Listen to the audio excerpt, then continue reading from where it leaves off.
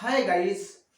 आइए आज हम फिर से एक बहुत ही इंपॉर्टेंट और इंटरेस्टेड वीडियो लेक्चर के साथ मैं फिर से प्रेजेंट हुआ हूं। बशर्ते मैं आपसे एक कहना चाहूंगा कि आज के इस वीडियो लेक्चर में लास्ट तक बने रहिएगा। डेफिनेटली आपको आज का video lecture step by step में समझाने की भरपूर कोशिश करूंगा। My dear childrens, my dear students, आज हम सिंस और फार को क्लियर करने वाले हैं। आज हम इस वीडियो के माध्यम से सिंस और फार का प्रयोग करना सीखेंगे, जो ग्रामर के हर एंगल से मोर एंड मोर इंपॉर्टेंट है। देखिए, सिंस और फार ये सभी जानते हैं कि यह एक प्रीपोजिशन है और प्रीपोजिशन का एक बहुत ही इंपॉर्टेंट पार्ट है। देखिए, प्रीपोजिशन ग्रामर के हर एंगल से, चाहे वह एग्जाम हो, वह नॉर्मल एग्जाम की बात आप कर लो या फिर हाई प्रोफाइल में कॉम्पिटिटिव एग्जाम में भी प्रीपोजिशन आता ही आता है। तो गाइस, आज हम सिर्फ केवल सिंस और फार का प्रयोग का आज हम सिलेक्शन किए हैं। आज हम सिंस फार का प्रयोग करना सीखेंगे। आइए अब हम स्टेप बाय स्टेप मैं आपको भरपूर समझाने की भरपूर कोशिश करूंगा। देखिए, सिंस और फार किस कंडीशन में यूज होता है, किस कंडीशन में इसको यूज करते हैं, इसका सिचुएशन क्या होता है, हम एग्जाम्पल के द्वारा प्रूव भी करने की कोशिश करेंगे। देखिए, अब हम जब ये जान ही गए हैं कि सिंस और फार एक प्रीपोजिशन है, तो आइए आगे बढ़ने से पहले हम थोड़ा सा प्रीपोजिशन एक शॉर्ट में जान लेते हैं कि प्रीपोजिशन कहते किसको हैं। उसका डेफिनेशन थोड़ा समझ लेते हैं हिंदी और इंग्लिश के माध्यम से, तब जाके हम सिंस और फार का स्टेप बाय स्टेप मैं आपको समझाऊंगा। देखिए, the words which shows relation between, ध्यान से कंसंट्रेटली सुनिएगा कि प्रीपोजिशन होता क्या है, किसको कहते हैं प्रीपोजिशन। कि the words which shows relation between two nouns or pronouns are known as preposition. क्या कहा? The words which shows relation between two nouns or pronouns are known as preposition. इसकी हिंदी जरा जान लेंगे। कह रहे कि अभी आपने देखा कि जो शब्द संज्ञा और सर्वनाम के बीच संबंध बताते हैं, माने यदि कोई शब्द है जो संज्ञा और सर्वनाम के बीच आकर संबंध स्थापित करता है, संबंध बताता है, ऐसे ही शब्दों को ग्रामर के अंदर आनी प्रीपोजिशन कहते हैं। The words which shows relation between two nouns or pronoun are known as preposition. तो गाइस, ये रहा प्रीपोजिशन का डेफिनेशन। अब आइए हम सिंस और फार का प्रयोग करना सीखेंगे। सबसे पहले हम सिंस को देखते हैं। देखिए, सिंस का प्रयोग ना पॉइंट ऑफ टाइम, मतलब पॉइंट ऑफ टाइम के पहले यानी निश्चित समय के पहले सिंस का प्रयोग होता है। ये कॉमन चीज है, लगभग सब जानते हैं कि जो सिंस है वो पॉइंट ऑफ टाइम यानी निश्चित समय के पहले सिंस लगता है। और दूसरा अगर देख लें तो पीरियड ऑफ टाइम यानी अनिश्चित समय के पहले फार का प्रयोग होता है। ये तो आप जानते ही हैं कि निश्चित समय के पहले सिंस और अनिश्चित समय के पहले फार का प्रयोग होता है। अब देखिए, कुछ स्टूडेंट के सामने एक प्रॉब्लम हो जाता है कि थोड़ा सा जो मिडिल क्लास के स्टूडेंट हैं वो निश्चित और अनिश्चित ही नहीं समझ पाते हैं कि किसको हम निश्चित कहेंगे, किसको अनिश्चित कहेंगे। तो थोड़ा सा आइए हम इसके ऊपर फोकस कर लेते हैं। देखिए, जैसे कोई कह रहा है कि वह 2 वर्ष से पढ़ रहा है, मैं 1 महीने से पढ़ रहा हूं, वह 1 सप्ताह से पढ़ रहा है। अब कुछ स्टूडेंट इस तरह के होते हैं कि अगर कह दे कि राम 2 वर्ष से पढ़ रहा है, इसको निश्चित समझ लेते हैं, लेकिन नहीं, ऐसी कोई बात नहीं है। देखिए, उस लाइंस में जो सेंटेंस आप क्रिएट कर रहे हैं ना, अगर महीना है, अगर वर्ष है, अगर दिन है, तो उसमें उस वर्ष दिन महीने का नाम होना चाहिए। जैसे कोई कह रहा है कि 2 वर्ष से, किस वर्ष की बात हो रही है? I don't know. महीने से, 1 महीने से, किस महीने की बात हो रही है? पता ही नहीं है। किस दिन की बात हो रही है? ये भी कंफर्म नहीं है।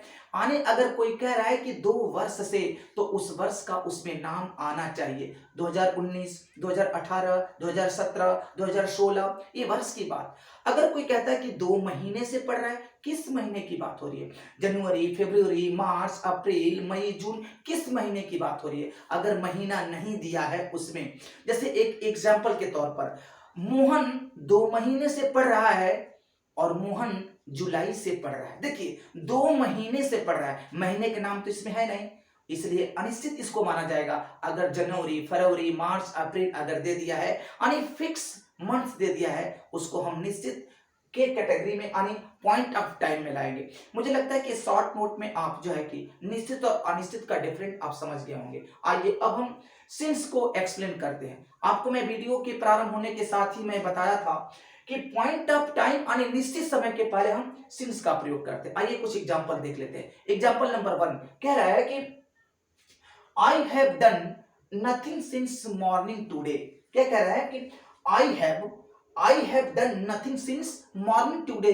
इसका मतलब ये हुआ कि आज सुबह से मैं कुछ नहीं किया हूं। आप ऐसे भी कह सकते हैं आज सुबह से मैंने कुछ भी नहीं किया है। इसका मतलब I have done nothing since morning today.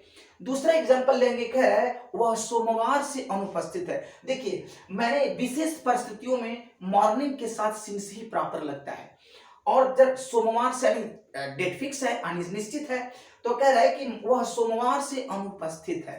वह सोमवार से अनुपस्थित है तो ट्रांसलेट क्या होगा कि he has been absent since morning. एक देखिए एक चीज और मैं बता दूं, जब हम अब्सेंट कहेंगे तो अपसेंट शब्द नहीं होता है। अक्सर मैं स्टूडेंट को देखता हूं वो बोलता है अपसेंट, प नहीं ब, अब्सेंट यानी he has been absent since morning. वह सोमवार से अनुपस्थित है मतलब अब्सेंट है। अब देखेंगे ये तो रहा सिंस का प्रयोग। मुझे लगता है कि बहुत शॉर्ट नोट में अगर आप लास्ट तक बने रहेंगे तो परफेक्टली आप समझ जाएंगे। अब दूसरा एग्जांपल में फॉर की बात कर रहा हूं जो पीरियड ऑफ टाइम यानी अनिश्चित समय के पहले होता है। तो गाइस देखेंगे एग्जांपल नंबर 1 कह रहा है कि it has been raining for 2 hours. देखिए it has been raining for 2 hours इसका मतलब ये हुआ कि 2 घंटे से यानी 2 घंटों से वर्षा हो रही है। आप इसको इस तरह से भी कह सकते हैं कि वर्षा 2 घंटे से हो रही है। इसका मतलब it has been raining for 2 hours, 2 घंटे से वर्षा हो रही है।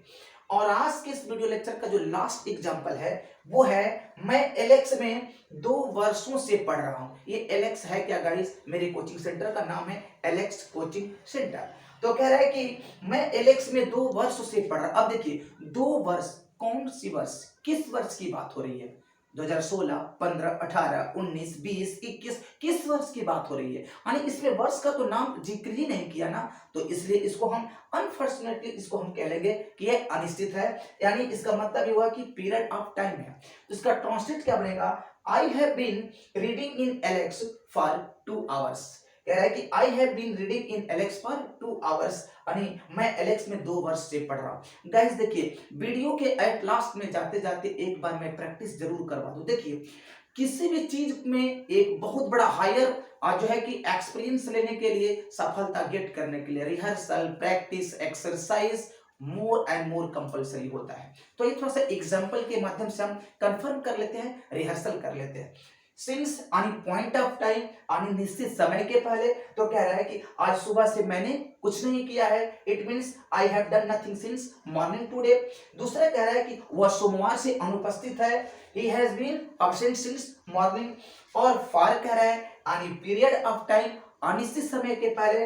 तो it has been raining for 2 hours मतलब 2 घंटे से वर्षा हो रही है या वर्षा 2 घंटे से हो रही है। और एट लास्ट कह रहा है कि मैं एलेक्स में 2 वर्षों से पढ़ रहा हूं, I have been reading in Alex for 2 hours. I hope guys आप परफेक्टली समझ गए होंगे। और एक चीज और मैं बता दूं, अगर आपको कुछ एडवाइस मेरे लिए है तो वीडियो के नीचे कमेंट जरूर करिएगा। Thanks for today, thank you.